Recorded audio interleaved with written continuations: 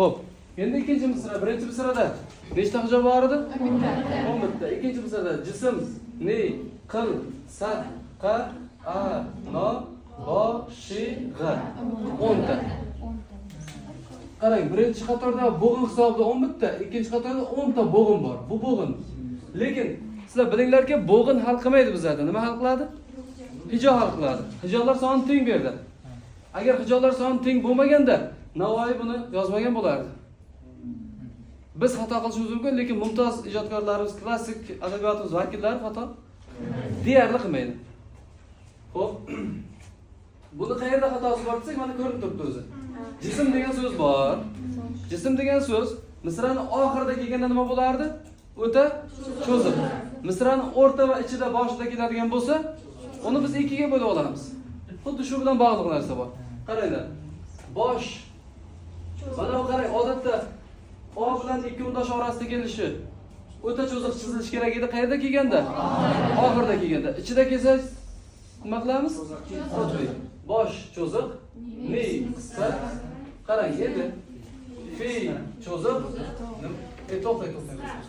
Fi qisqa. Fi qisqa ekan. Do cho'ziq. Xo'p, bitta rukun. Shunaqa rukun bormidi? Ay cho'ziq, la cho'ziq, a qisqa, to cho'ziq. Rukun qo, shi, g'a. Oxirida qisqa bilan tugaydimi? Yo'q, qoshig'a demaymiz-da. Qoshig'a.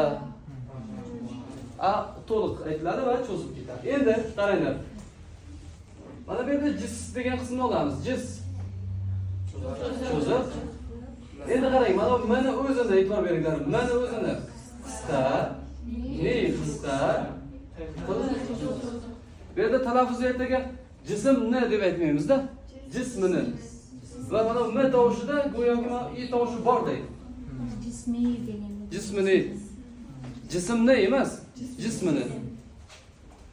Rukun sad, qa, a, no, rukun bo, shi, g'a. Endi xo'p. Bu yerda nima chizmani qaraymiz, qani?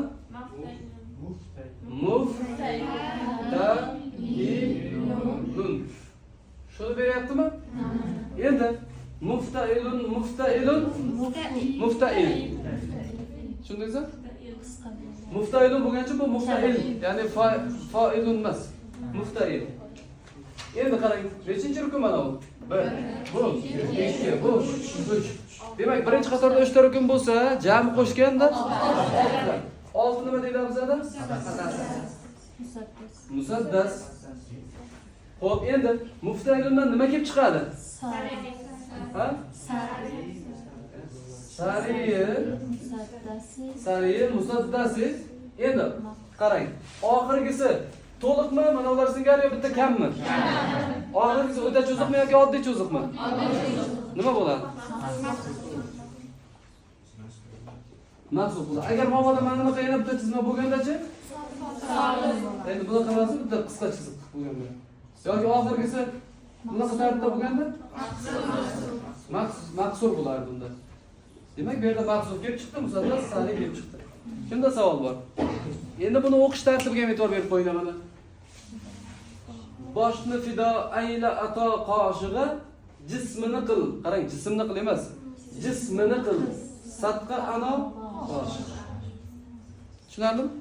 Demak, buni mana shu chizmaga mos tarzda o'qiysiz.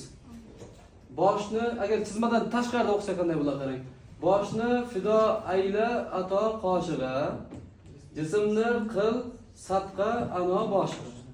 Vazn bilan o'qisangiz, boshni qarang mana. Boshni fido ayla ato qoshig'a jismini qil sadqa ano boshig'a. Ana bu jism so'zida muhokamali joyi bor, muammoli joyi bor. Xo'p, tushunarli bo'ldimi?